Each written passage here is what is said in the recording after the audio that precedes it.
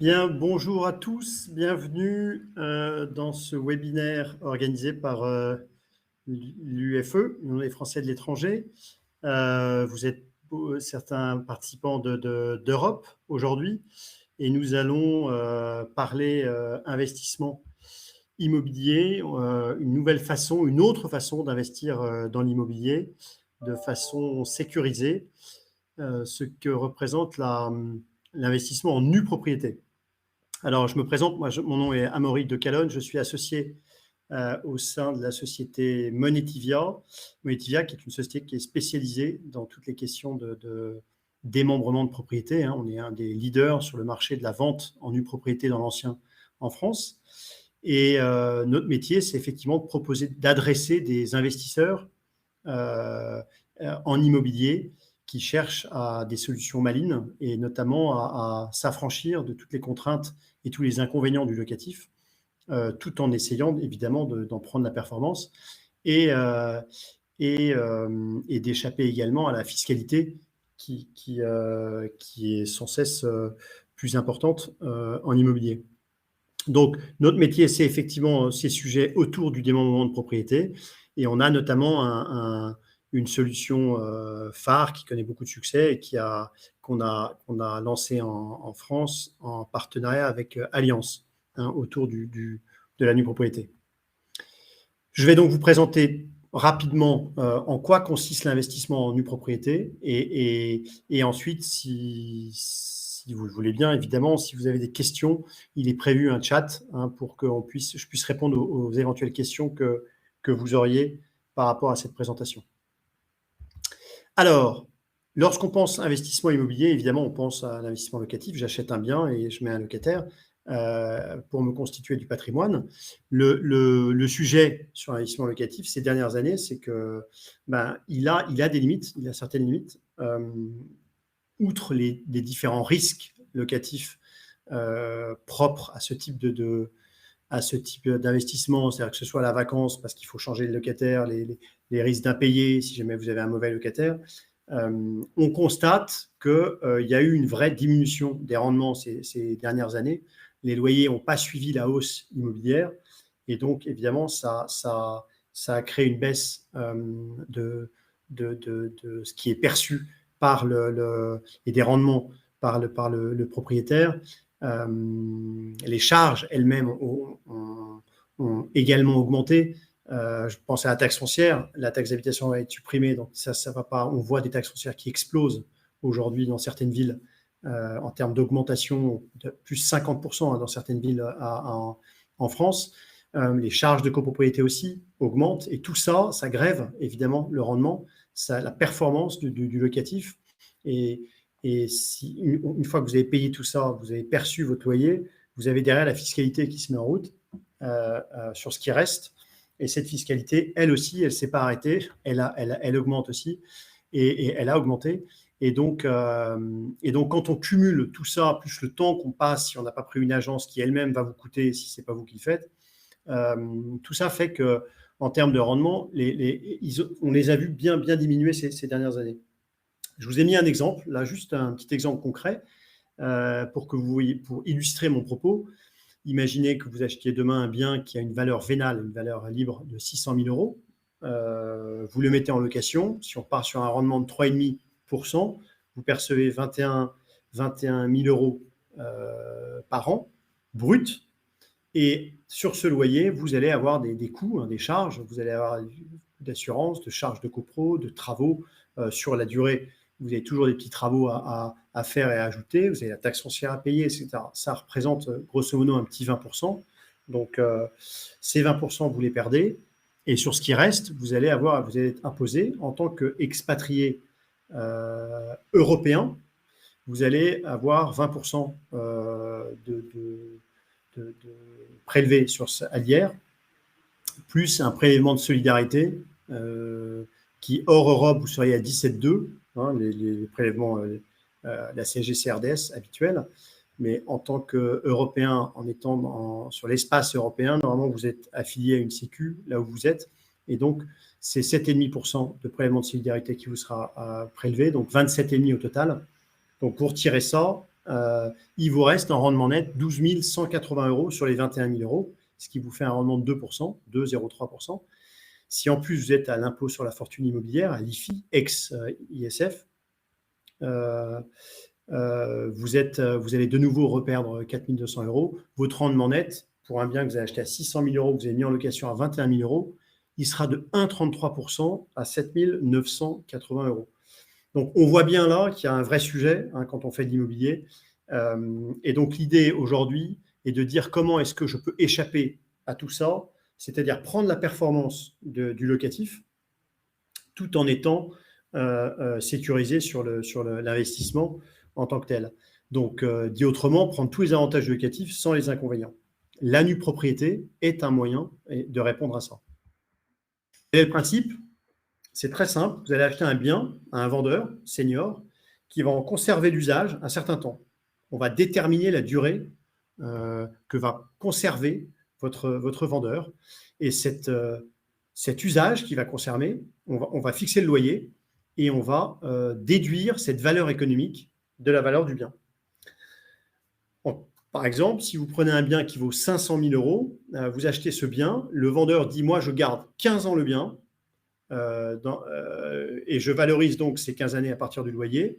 Cette valeur d'usage, c'est 180 000 €. Je vais donc acheter, moi, investisseur, le bien 500 000 € moins ces 15 années d'usage, ce qui va à 180 000 €. Je l'achète donc 320 000 €.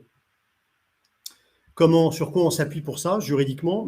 Il n'y a pas de bail, ce n'est pas une location classique, c'est juste qu'en droit immobilier, une pleine propriété en France se décompose de deux droits, la nue propriété et l'usufruit, et on va démembrer le bien. Le vendeur va vendre la nue propriété du bien et conserver un usufruit temporaire dans le bien, usufruit temporaire que nous allons valoriser économiquement. Et c'est cet usage, c'est cet usufruit qu'on va laisser au vendeur. Au terme de cet usufruit, le bien se redevient en pleine propriété et vous récupérez le bien, vous pouvez le vendre, vous pouvez le louer, vous pouvez l'occuper, il est à vous. Comment est-ce qu'on valorise cet usufruit économiquement parlant? Eh bien, en fixant le loyer du bien, c'est-à-dire qu'on prend la valeur de marché, loyer, du bien, et on va, parce qu'on part sur un certain nombre d'années, dans l'exemple que je vous ai donné, 15 ans, on va indexer ce loyer. L'idée, ce n'est pas de le maintenir sur 15 ans et de prendre cette somme de loyer, on va l'augmenter chaque année de 1,5% pour s'assurer que vous preniez bien la hausse du marché du locatif. On va ensuite retirer le ratio de charge qui incombe traditionnellement aux propriétaires lorsqu'on fait du locatif. On le retire tout de suite, ce qui fait que vous n'aurez plus à payer de charge du tout de copropriété pendant toute la durée du usufruit. Et on actualise les loyers, les flux futurs. On raisonne ce qu'on appelle en valeur actualisée nette. Donc les cash flows futurs, on les actualise à aujourd'hui. Ce qui fait que vous allez être pré-réglé de tous les loyers sous forme de réduction de prix. C'est la fameuse décote dont vous allez bénéficier sur le prix. Alors, il y a deux cas de figure possibles qui peuvent se produire parce que vous avez un usufruitier qui est un senior. Le premier cas qui peut se produire, c'est que vous récupériez le bien plus tôt parce qu'il y a décès du vendeur. C'est un senior, c'est des choses qui peuvent arriver. Vous êtes parti sur 15 ans et puis le vendeur décède, le ou les vendeurs, parce que ça peut être un couple qui quitte le bien, décède prématurément par rapport à cette échéance que vous aviez fixée. Et donc, il décède, disons par exemple, au bout de 10 ans. À ce moment-là, ce qui va se passer, c'est que l'usufruit va s'éteindre, juridiquement, mécaniquement, il s'éteint et vous êtes de fait, à la seconde près, plein propriétaire du bien. Vous allez donc récupérer le bien plus tôt, 5 ans plus tôt. Or, votre vendeur, lui, vous a prépayé l'équivalent de 15 ans de loyer, donc pour consommer 15 ans d'usage dans le bien. Et donc, vous allez, en récupérant le bien plus tôt, 5 ans plus tôt, restituer la valeur de ces loyers à ses ayants droit. C'est une valeur sur laquelle on applique un abattement. L'idée étant de dire, vous allez encaisser tous les loyers par avance sous forme de réduction de prix. Si vous devez en rendre, vous rendez, mais vous ne rendez pas tout. Vous ne rendez pas tout parce que vous allez conserver un minimum d'un tiers de cette valeur résiduelle et restituer les 2 tiers aux ayants droit. Et donc, vous avez évidemment un gain mécanique du fait que ça se soit arrêté plus tôt. Deuxième cas de figure qui est un peu plus rare, mais qui peut se produire et sur lequel vous êtes évidemment couvert, c'est qu'au bout de 15 ans, le vendeur qui occupe le bien, il aura alors à minima 92-93 ans, souhaite prolonger son bail dans le bien et occuper encore le bien. Dans ce cas de figure-là, vous êtes protégé par une assurance qu'a souscrite le vendeur à votre bénéfice, qui est une assurance alliance, et qui va enclencher, dès le terme de l'usufruit, dès le terme des 15 ans, si c'est 15 ans, une indemnité mensuelle qui vous est versée tous les mois tant que le bien est occupé et qui est calculée de telle sorte qui protège le TRI de l'opération. Donc, vous avez une rentabilité qui est protégée grâce à cette indemnité. Vous n'avez pas de risque de non-récupération ou un risque économique au-delà du usufruit. Si la personne qui est dedans souhaite continuer à l'occuper, il peut le faire parce que vous êtes indemnisé, vous percevez une rente mensuelle versée par Alliance aussi longtemps que le bien est occupé, aussi longtemps que vous n'avez pas récupéré ce bien. Donc, en résumé, vous êtes dans le cadre d'un démembrement temporaire avec une assurance derrière qui vous couvre si ça devait durer plus longtemps. Si ça se finit plus tôt, vous avez un TRI qui augmente parce que vous avez un abattement sur la valeur résiduelle des loyers que vous avez à restituer. Donc, mécaniquement, votre TRI augmente. Si, en revanche, ça dure un peu plus longtemps que prévu, ou beaucoup plus longtemps que prévu, vous allez alors recevoir une rente mensuelle qui va vous être versée aussi longtemps que le bien est occupé, et votre TRI est de fait prolongé par cette assurance. Alors évidemment, en investissement de cette manière-là, vous avez de nombreux avantages par rapport au locatif. Alors d'abord, la première chose, c'est que vos loyers sont sécurisés. J'achète un bien qui vaut 1 million d'euros, je laisse 15 ans à mon vendeur, usufruit temporaire de 15 ans, j'achète la nue propriété. Ces 15 années valent économiquement, à partir des loyers, 350 000 euros. J'achète donc le bien 650 000 euros. Premier constat, mes loyers sont sécurisés. Je n'ai aucun risque locatif. J'ai été prépayé de tous mes loyers sous forme de réduction de prix. Les bruts sont devenus des nets. J'ai touché tous mes loyers tout de suite, 100% immédiatement. Pas de risque locatif. Ils ne sont pas fiscalisés. Comme je vous le disais, les bruts sont des nets, puisque je ne passe pas par la case impôt. Les 21 000 euros que j'évoquais tout à l'heure, je touche l'équivalent de 21 000 euros année après année sous forme de décote. Donc, pas de fiscalité sur ces loyers. J'en veux pour preuve que la plus-value imposable en cas de revente du bien, quand je récupérerai le bien, j'ai acheté 650 000 euros, un bien qui vaut 1 million. Quand je revendrai le bien, la plus-value sera calculée à partir d'1 million et non pas de 650 000 euros. La décote est totalement défiscalisée. Elle écrase, la fiscalité, et donc le fisc considère, si je revends la pleine propriété, que j'ai acheté à la pleine propriété à l'équivalent de 1 million d'euros. Autre avantage, tout ce qui est charges de copropriété, taxes foncières, tout est réglé par l'usufruitier pendant toute la détention de cet usufruit. Et donc, vous n'avez rien à régler, hormis l'article 606, qui est l'article qui traite des grosses réparations éventuelles et qui se résume dans le cadre du démembrement avec Monetivia à ce qui intéresse l'immeuble dans sa structure et sa solidité générale, c'est-à-dire l'enveloppe de l'immeuble, la structure, le bâti et la toiture. Un ravalement de façade, par exemple, c'est pour l'usufruitier. Tout le contenu de l'immeuble, ascenseur, chaudière, etc., c'est pour l'usufruitier. Donc, la probabilité d'avoir à verser un subside en cas de grosses réparations est faible, en tout cas, est réduite à ce qui intéresse la structure l'immeuble dans sa structure et sa solidité générale.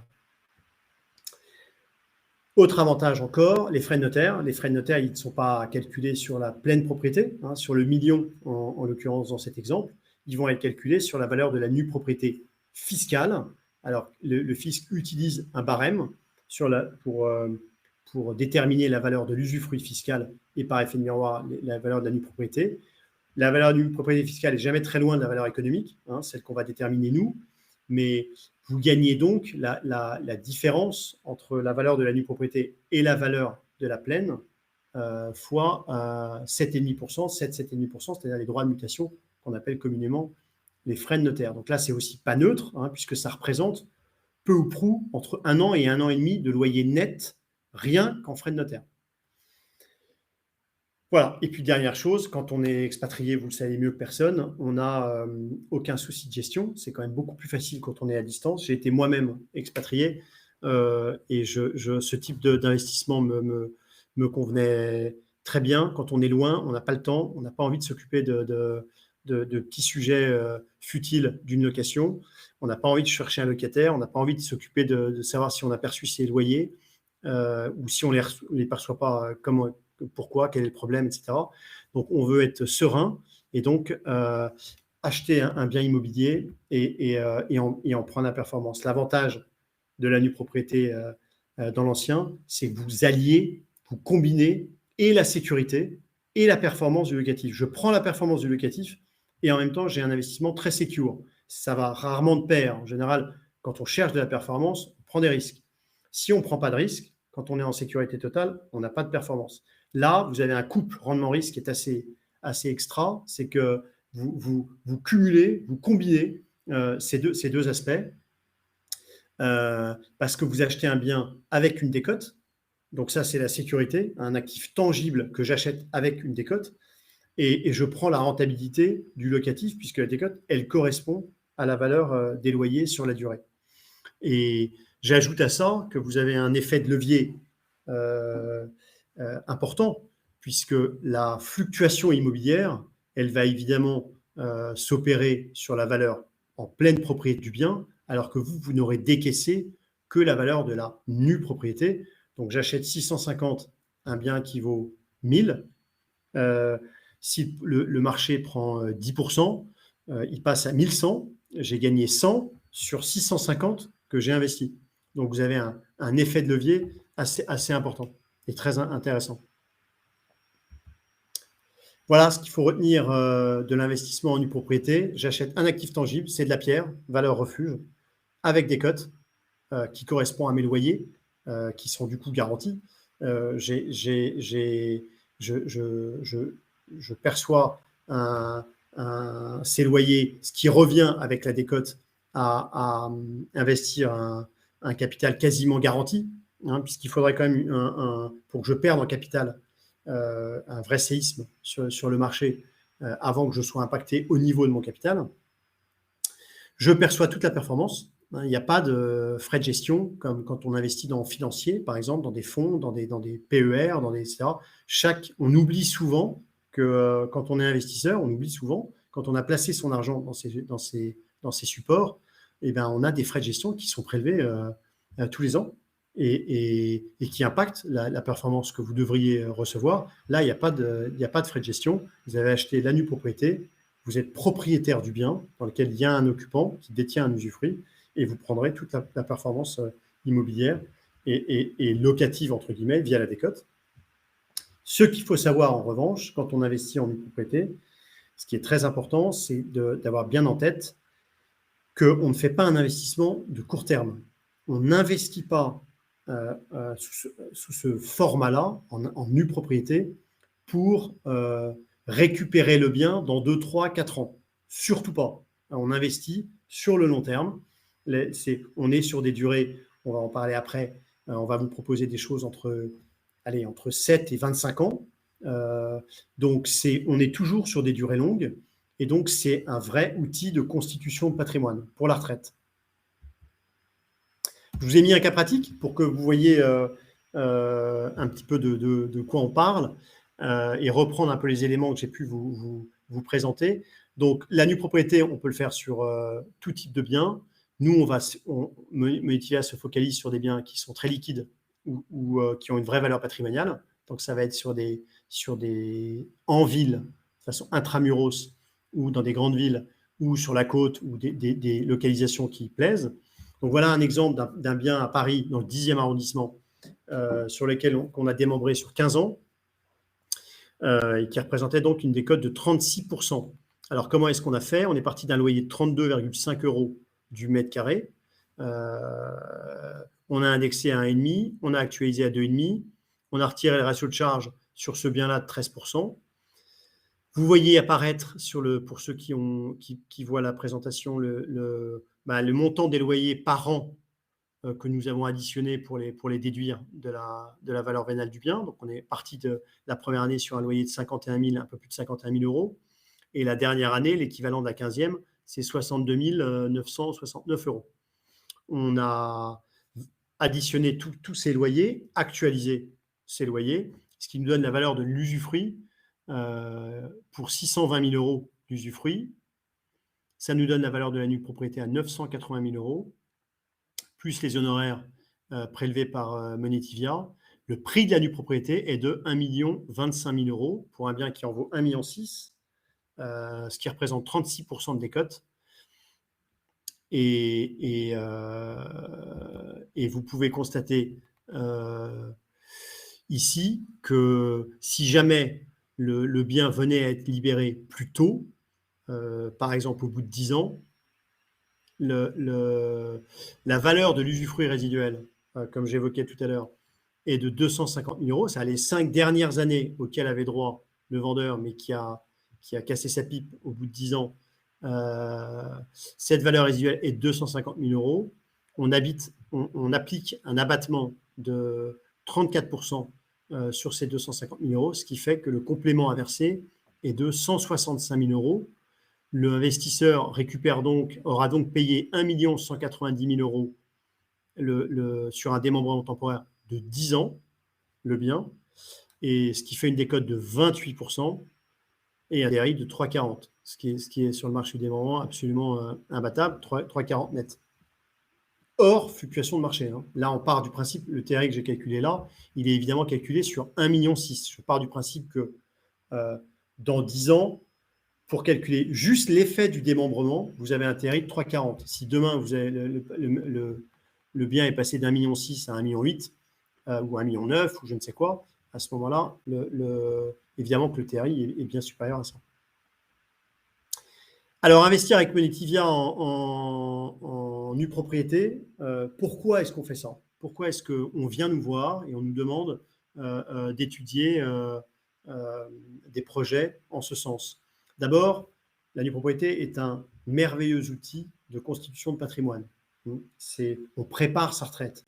On est trentenaire, quadragénaire, quinquagénaire, on prépare sa retraite, et donc c'est un très bon moyen de placer son argent dans un contexte aujourd'hui que l'on sait chaotique. Du point de vue macroéconomique, la situation est complexe. On veut de la sérénité, on place son argent de façon sécurisée et on prépare sa retraite. On récupérera le bien à sa retraite, il générera un complément de revenu si on le met en location ou du capital si on le revend. C'est aussi un très bon outil de donation, de transmission. Là, on a beaucoup d'investisseurs qui nous appellent pour optimiser fiscalement la transmission et pouvoir donner tout de suite à leurs enfants un bien libre de droit de succession, parce que la nue propriété est un très bon moyen de limiter, voire de neutraliser, d'effacer la fiscalité sur la donation. Et donc, vous connaissez peut-être, et sans doute, il y a beaucoup de parents qui donnent la nue propriété de leur bien, qui conservent un usufruit sur le bien. Ils font ça pour écraser la fiscalité sur l'usufruit, puisqu'à leur décès, leur enfant récupérera le bien en pleine propriété sans payer de droit. Et bien là, c'est le même principe. Si vous achetez la nue propriété et que vous la donnez, vous donnez la nue propriété à un enfant, et l'usufruit, quand il s'éteindra du vendeur, l'enfant aura récupéré l'appartement et vous n'aurez payé des droits que sur la valeur de la nue propriété au moment de la donation.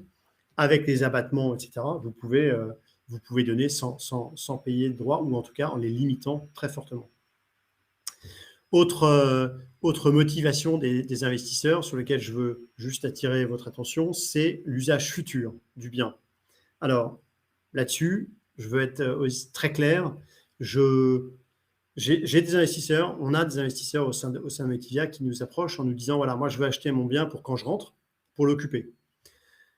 Je déconseille très fortement d'avoir cette logique-là quand on achète en nue propriété parce que, encore une fois, vous ne savez pas quand est-ce que vous allez récupérer le bien et surtout sur les durées dont on parle, 10 ans, 15 ans, 20 ans, nul ne sait où il en sera dans sa vie personnelle, professionnelle. Vous êtes vous-même expatrié. Est-ce que vous saviez il y a 10 ans, il y a 15 ans, il y a 20 ans que vous seriez là où vous êtes aujourd'hui? Pas forcément. Donc, on le fait surtout dans une logique d'usage futur pour d'une résidence secondaire, ça oui, d'acheter un bien pour un pied-à-terre à Paris, un pied-à-terre dans une grande ville à Paris, en France, pardon, ou acheter une maison sur la côte ou à la campagne. Ça, on peut le faire effectivement sous différents formats, en se disant je récupérerai ça à la retraite et j'aurai ma résidence secondaire. En revanche, pour ce qui est l'usage en résidence principale, je vous invite plutôt à voir ce type d'investissement comme un investissement où vous avez placé votre capital. Le jour où vous récupérez le bien, vous aurez le capital pour acheter là où vous voulez vous situer. Dernier point, c'est clairement vu comme un investissement coffre-fort, hein, c'est-à-dire, voilà, j'achète un bien tangible avec des cotes et de fait, voilà, j'ai placé mon argent, il travaille tout seul, la nue propriété, elle prend de la valeur avec le temps, l'immobilier sur la durée, je mise sur le fait que ça va prendre de la valeur avec le temps et donc je récupère, je fais travailler mon capital. La nue propriété, ça revêt différents formats. On va vous proposer différents formats. Celui que j'ai décrit, le contrat Monetivia démembrement temporaire avec une assurance au cas où le vendeur veut se garder la possibilité de rester plus longtemps. Ça peut être un démembrement temporaire sec, sans assurance. Là, on fait souvent ça sur les résidences secondaires ou les biens locatifs des vendeurs. Hein, c'est-à-dire que là, ils vendent la nue propriété du bien en gardant un usufruit temporaire et ils libèrent et ils lâchent le bien au terme de l'usufruit. Pas d'assurance, ils ne gardent pas la possibilité de le garder derrière. Ils n'en ont pas besoin, donc le bien est libéré et vous le récupérez à date. Troisième possibilité, un format qui est plus traditionnel, que vous devez peut-être connaître, c'est un démembrement viager, c'est-à-dire que le vendeur, là, vous allez acheter la nue propriété du bien et laisser un usufruit à vie au vendeur, vous récupérez à son décès. Il n'y a pas de complément à remettre, il n'y a pas d'assurance, vous récupérez à son décès et les calculs sont plus faits là à partir d'un loyer, mais ils sont faits à partir des tables de mortalité, de l'espérance de vie du vendeur. Vous connaissez peut-être la nue propriété dans le neuf. Hein, on vous a peut-être déjà proposé des programmes, des appartements dans des programmes immobiliers dans le neuf. L'avantage de l'ancien par rapport au neuf, le premier avantage, c'est que vous n'avez pas la surcote du neuf. Hein, les calculs qui vont être faits dans un bien proposé dans le neuf, mais ils sont par rapport à un bien neuf, par définition, il y a une surcote dès le départ. Donc l'assiette de départ est très élevée. La valeur dans l'ancien, c'est la valeur de marché. Vous pouvez la comparer sur des sites type Meilleur Agent. Allez vous promener sur Internet pour voir comment a été, si vous êtes d'accord avec la valorisation qui a été faite par Monetivia, par le département immobilier de Monetivia, qui fait les valorisations des biens. Et donc là, vous êtes dans une valeur de marché. Il n'y a pas de surcote au départ. Autre avantage, c'est que c'est du bien de particulier. C'est un particulier qui va vendre son bien. C'est quelqu'un qui est attaché au bien. Il a voulu y rester, sinon il l'aurait vendu en pleine. Et donc, vous l'enrichissez en achetant la nue propriété. Donc, non seulement il reste chez lui, il y est attaché, mais en plus, il a plus de moyens. Donc, c'est une forme aussi de sécurité pour l'investisseur. Dans le neuf, c'est du logement social. Hein, c'est un bien qui va être mis en location par un bailleur social. Donc, ce n'est pas tout à fait la même approche que dans l'ancien. Et puis dans le neuf, vous êtes souvent en périphérie des villes, il y a des sujets de foncier, c'est des promoteurs, ils sortent des immeubles, ils vendent tout d'un bloc, hein, les 30, 50, 60 immeubles appartements sont vendus d'un coup, donc ils ressortent d'un coup au terme de l'usufruit, tous ensemble, donc ils sont tous mis en location ou en vente en même temps. Là, c'est du bien diffus, hein, vous allez acheter au centre des grandes villes un bien dans une rue ou dans une autre, c'est l'appartement de monsieur et madame tout le monde, donc c'est beaucoup plus liquide à la sortie. Voilà ce qu'on peut dire en comparaison. Donc, pour terminer, et on va maintenant passer aux questions. Pour terminer, c'est une solution qui est particulièrement adaptée aux expatriés. Elle est une solution assez idoine pour un expatrié parce que c'est qui représente aujourd'hui 20% de nos investisseurs. Hein. 1 sur 5 est expatrié parce que vous n'avez aucune gestion locative, aucun flux financier, aucune relation particulière avec le vendeur, si en tout cas vous n'en souhaitez pas. Et c'est un très bon moyen de préparer son retour et de ne pas se laisser dépasser par le marché dans un contexte où, effectivement, on a vu ces dernières années le marché immobilier bien augmenté. On est dans un climat aujourd'hui inflationniste avec des taux d'intérêt qui augmentent, qui ont augmenté et qui ont bien augmenté, ce qui a freiné la hausse immobilière, voire on voit dans certains secteurs le marché baisser un petit peu, mais l'histoire montre que l'immobilier suit toujours l'inflation avec retard, hein, parce que l'inflation provoque la hausse des taux, et ensuite l'immobilier récupère l'inflation. Donc on peut imaginer que l'immobilier va repartir à la hausse dans les prochaines années. C'est mon sentiment, il peut ne pas être partagé, évidemment, car je ne suis pas devin, mais l'historique montre qu'en général, l'immobilier suit l'inflation. Voilà ce que l'on pouvait dire en ce qui concerne l'investissement en nue propriété. Je vous propose de passer aux questions. Si vous avez des questions, n'hésitez surtout pas. Je me dirige vers le chat pour pouvoir commencer à répondre. Alors, première question de Martine. Bonjour, quel type de biens proposez-vous? Peut-on les visiter? Alors, peut-on les visiter? Oui, tous les biens sont visitables, puisque par définition, ils existent déjà. Ce n'est pas des biens dans le neuf ou sur plan. Vous pouvez évidemment tous les visiter. Et quel type de biens nous proposons? Nous proposons des biens qui ont soit une valeur locative forte, donc qui sont liquides, soit une valeur patrimoniale forte. C'est-à-dire la localisation du bien a un vrai intérêt.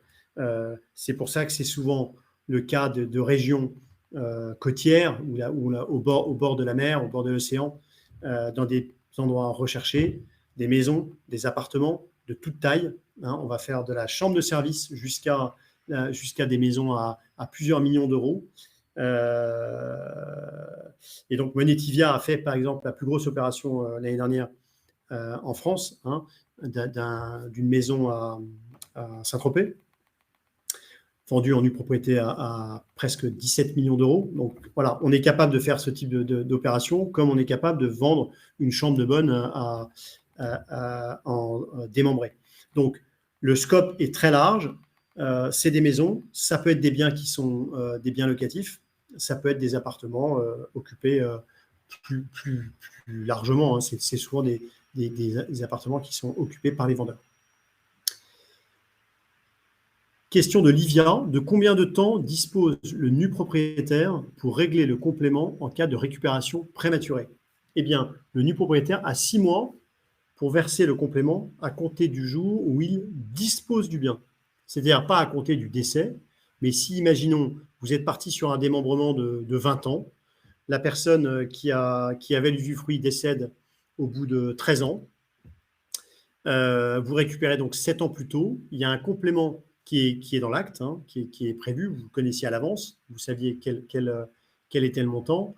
Ce montant est à verser une fois que vous avez récupéré le bien, vous avez les clés du bien, vous en disposez, vous avez 6 mois pour verser ce complément et vous avez évidemment, pourquoi 6 mois? Parce qu'on veut vous laisser soit la possibilité, alors, soit vous avez déjà les fonds, donc ça règle le problème, soit vous voulez emprunter et là vous êtes devenu plein propriétaire du bien, donc pour emprunter un montant qui va représenter 10, 20%, 25, 30% maximum de la valeur du bien. Donc, pas un gros problème pour emprunter si vous souhaitez emprunter. Et si vous ne voulez pas ou vous ne pouvez pas emprunter, il vous reste la troisième possibilité, c'est de revendre le bien immédiatement. C'est pour ça que vous avez 6 mois pour verser ce complément. Vous revendez le bien et là, on a beaucoup d'investisseurs qui nous disent, moi, si jamais il y a un décès prématuré, je revends le bien tout de suite, je prends ma plus-value nette d'impôt et je recommence. Vous voyez, c'est donc après chacun, en fonction de ses desiderata, fonctionne par rapport à cet événement. Question de Valentin. Qui paye l'assurance Allianz? Eh bien, c'est le vendeur qui paye l'assurance Allianz. C'est une prime unique. Ce n'est pas une assurance qui est payée chaque année. C'est une assurance qui est payée chez le notaire le jour où vous achetez la nue propriété. Acte authentique notarié dans lequel est stipulé et mentionné cette assurance, le contrat d'assurance qui est signé chez le notaire au bénéfice de l'investisseur. Et le vendeur fait un chèque. C'est une prime unique et qui enclenchera, si jamais vous n'avez pas récupéré le bien au terme de l'usufruit temporaire, qui enclenchera une indemnité qui vous est versée tous les mois. Vous êtes bénéficiaire au contrat. Mais ce qu'il faut que vous sachiez, ce que je n'ai pas précisé, c'est que si le vendeur quitte le bien, s'il part en maison de retraite ou en EHPAD, c'est aussi pour ça qu'il la paye, l'assurance. C'est que c'est une forme de prévoyance pour lui. Si jamais il quitte le bien, il ne perd pas l'assurance. C'est lui qui perçoit à ce moment-là la rente et l'indemnité jusqu'à la fin de ses jours et qui lui financera son EHPAD ou sa maison de retraite ou je ne sais quoi. Et vous récupérez donc le bien au terme. Donc, cette assurance, elle est d'abord à votre bénéfice, mais si jamais le vendeur quitte les lieux, c'est lui qui la récupère pour financer sa maison. Et c'est d'ailleurs une des raisons pour laquelle il paye cette assurance, c'est qu'il sait que pour ses vieux jours, il aura un complément de revenu pour financer sa maison de retraite. Question de Clémence Lukowski. Bonjour, comment s'assurer que le bien ne se dégrade pas pendant les 15 ans? Alors, vous aurez une usure naturelle d'un usage d'un bien pendant 15 ans. Ça, j'enfonce un peu une porte ouverte. Mais je pense que votre question est qu'il ne se dégrade pas fortement, ou qu'il n'y ait pas un événement qui se passe dans l'appartement qui le détériore de façon impressionnante. Donc, ce qu'il faut savoir d'abord, premièrement, c'est que tout le monde est assuré. C'est-à-dire l'usufruitier est évidemment assuré, la copropriété, syndic est assuré, et vous êtes vous-même assuré parce que vous allez prendre ce qu'on appelle une PNO, propriétaire non occupant. Ça coûte rien, c'est des petits montants, mais ça assure tout le monde en cas de dégradation importante, un sinistre qui arriverait dans l'appartement. Il est assuré, donc il sera mis en état, il n'y a pas de sujet. Ce qu'il faut aussi savoir, c'est que le vendeur, comme je le précisais tout à l'heure, est attaché au bien. Ce n'est pas quelqu'un qui a vocation à... Il était dans le bien, il fait l'opération de monétisation immobilière, c'est ça qu'il fait. Il vend la nue propriété, il récupère un capital et il n'a pas l'intention, comme un locataire, par exemple, qui lui se moque un peu de l'appartement, il sait qu'il le quittera, donc ce n'est pas son sujet. Là, vous êtes dans quelqu'un, dans le cas précis de personnes qui se voient à long terme dans le bien et on constate d'ailleurs que beaucoup d'entre eux, quand ils font l'opération, une des premières choses qu'ils font, c'est qu'ils font des petits travaux d'aménagement dans l'appartement. Et ils refont la cuisine ou ils font ce type de choses. Parce qu'ils le font pour se faire plaisir. Ils ne font pas ce type d'opération. Alors, il y a tout type de motivation, mais beaucoup ont fait le choix de rester dans l'appartement. Et donc, il y a fort à parier que l'état de l'appartement que vous visiterez soit peu ou prou dans le même état le jour où vous le récupérez. Parce que ça en dit long sur la manière dont la personne gère son appartement et le maintient lorsque on le visite. Question de Martine, si on veut prendre plus de risques, est-il possible de laisser un usufruit à vie au vendeur? Oui, effectivement, c'est le schéma que j'évoquais tout à l'heure. Vous laissez un usufruit à vie au vendeur, vous achetez on propose ce type de bien aussi, où le vendeur vend la nue propriété du bien et conserve un usufruit jusqu'à son décès dans le bien, à vie. Il n'est pas temporaire, c'est un usufruit à vie, donc il n'y a pas d'assurance. Il n'y a pas de complément en cas de décès prématuré. Donc, il y a plus de risques, puisque là, les calculs vont être faits non pas à partir du loyer, puisqu'on n'a pas de démembrement temporaire, donc on ne sait pas quand arrêter le loyer. Il va être fait par rapport aux tables de mortalité, à l'espérance de vie du vendeur, et on va poser l'hypothèse d'usage du bien à partir de cette espérance de vie. Si le vendeur, monsieur a 72 ans, il a 15 ans d'espérance de vie, on part du principe qu'il va habiter le bien 15 ans, et donc les calculs sont faits à partir de là. Et s'il décède avant, vous récupérez le bien avant sans complément. Mais s'il décède après, vous n'aurez rien à remettre, hein, mais vous attendrez. En fait, vous ne serez pas protégé. Le rendement de l'opération ne sera pas protégé par une assurance. S'il vit 5 ans, 10 ans de plus, eh bien, il occupera le bien 5 ans, 10 ans de plus. Question de Kent. Est-ce que je peux acheter ma future résidence principale pour ma retraite avec cette formule? Alors, peut-être Kent, vous n'étiez pas encore présente quand je l'ai évoqué tout à l'heure. Cette notion de résidence principale, c'est assez audacieux en réalité. Quand on achète en nue propriété, comme on est sur des horizons temporels longs, votre future résidence principale, est-ce que vous êtes assuré d'aller habiter à tel endroit, dans tel quartier, dans 10 ou 15 ans? Pas forcément, probablement pas d'ailleurs. Donc c'est plutôt, on le fait plutôt dans une logique d'acheter le bien, et quand vous récupérez le bien là où vous l'avez acheté, vous aurez le capital pour acheter votre résidence principale là où vous voulez être. Mais miser sur le fait que vous allez habiter dans ce bien-là que vous avez acheté en nue propriété, moi personnellement, je déconseille, parce que je trouve que il faut un sens du timing, si vous voulez, qui sur ces horizons-là me paraît risqué. Donc c'est plutôt placer votre capital. Quand vous récupérez le bien, vous achèterez exactement là où vous voulez être quand l'événement se passera, se produira. Question de Sandrine. Comment avoir une garantie que le vendeur paiera sa part des charges de copropriété? Eh bien, il y a tous les garde-fous qui sont prévus à l'acte. Le vendeur, alors d'abord, pas de procès d'intention, hein, un vendeur qui a toujours payé ses charges et qui va être plus riche après l'opération puisqu'il il aura vendu la nue propriété, il n'y a aucune raison de penser qu'il ne va plus les payer. Ça c'est le premier point que je voudrais tout de suite préciser. Maintenant, si jamais, pour une raison ou pour une autre, elle n'était pas payée, il y a tous les garde-fous prévus à l'acte, et notamment, par exemple, si le jour de son décès, le jour où vous récupérez le bien, vous avez à verser un complément, évidemment, sur ce complément seront déduits toutes les charges qu'il avait à payer.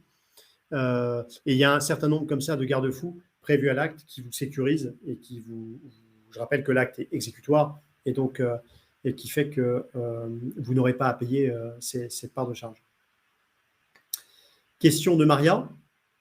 Peut-on visiter le bien pendant la durée d'usufruit? Oui, vous avez un droit de visite qui est prévu à l'acte, qui est en général, il est prévu tous les 3 ans, mais on peut le mettre si certains investisseurs demandent plus court que ça, tous les ans, tous les 2 ans. Certains disent non, moi ça peut être tous les 5 ans. Il est prévu aujourd'hui standard à 3 ans, mais c'est modulable pour ceux qui le souhaitent. Donc oui, c'est possible de visiter le bien. Y a-t-il contact avec le vendeur pendant ce temps-là? Alors ça, c'est très variable en fait en fonction des investisseurs, des acheteurs. Certains n'ont pas de contact et pas plus que recevoir les PV d'AG et ce type de choses, mais ils n'ont pas de contact dans l'absolu avec les vendeurs. D'autres ont des contacts forts, je dirais, parce que voilà, suite à la vente chez le notaire, ils ont sympathisé et puis ils sont contents d'être en contact, et donc c'est vraiment, il n'y a pas de règle en fait, c'est vraiment au cas par cas. Question de David. L'usufruitier a-t-il le droit de louer son bien pendant la période d'usufruit? Oui, il a le droit de louer son bien pendant l'usufruit. Il a l'usus, usage, et le fructus, le fruit du bien. Il peut louer le bien, mais là aussi, une fois encore, c'est très encadré. Il ne peut pas le louer seul. Il est obligé de passer par un professionnel de l'immobilier, à défaut Monetivia, c'est prévu à l'acte, ou un professionnel, une agence locale ou autre, choisi par les deux parties, vendeur et acheteur. Et ceci pourquoi? Pour évidemment se prémunir d'une location sauvage ou d'un mauvais locataire. Donc, il doit passer par un professionnel d'immobilier sous peine d'inopposabilité du bail, hein, c'est-à-dire que son bail ne vaudrait rien s'il n'est pas passé par un professionnel. Et donc, ce qui permet de s'assurer d'avoir un locataire solvable à un prix de marché dans le bien. Question de Anne-Cécile. Ma maman loue 2 appartements. Elle souhaiterait donner un appartement à mon frère ainsi qu'un à moi. Elle souhaite conserver l'usufruit. Oui, c'est possible. Quels seraient les frais que je pourrais avoir si je rachète l'appartement après la donation à mon frère? Ma maman est âgée de 80 ans. Alors, Ce que je vous propose, c'est, alors là, on est dans un cas très spécifique. Si vous achetez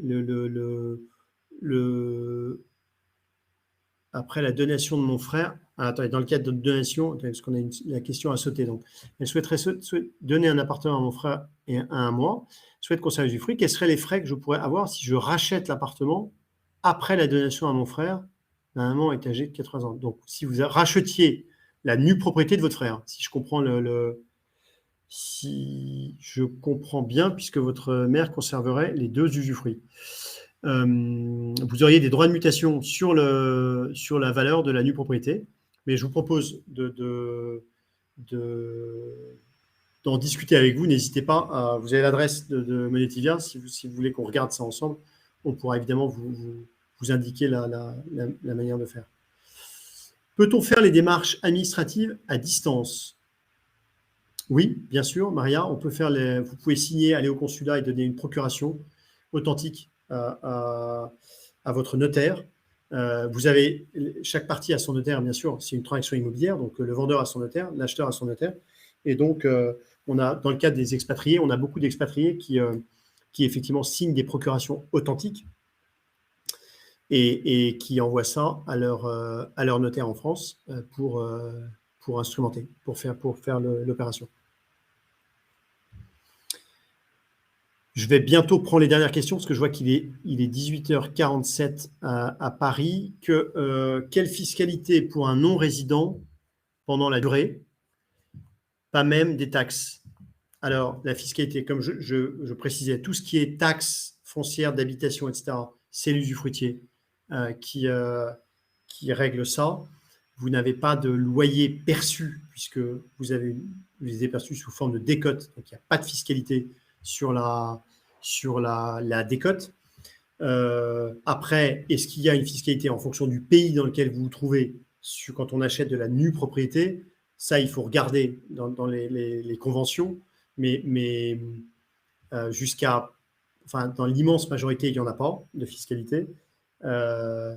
Et donc, le propre de ce type d'investissement, c'est que vous n'avez pas de fiscalité sur ce type d'acquisition. La seule fiscalité que vous pourriez avoir, c'est l'IFI, l'impôt sur la fortune immobilière, sur la valeur fiscale de la nue propriété. C'est-à-dire si vous êtes déjà assujetti à l'IFI en tant que non-résident, la valeur, dans votre valeur immobilière, vous rajoutez la valeur fiscale de la nue propriété, non pas de la pleine, mais de la nue propriété dans cette valeur immobilière. Sachant que l'IFI, je rappelle, s'enclenche à partir d'une valeur de 1,3 million de détention immobilière d'1,3 million, patrimoine immobilier d'1,3 million. Voilà, je vous remercie beaucoup de votre participation à ce webinaire.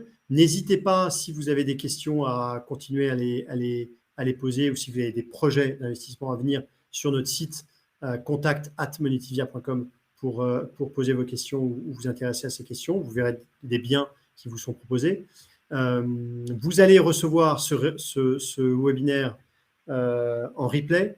Il vous sera envoyé par l'Union des Français de l'étranger, par l'UFE, sous 48 heures, je crois.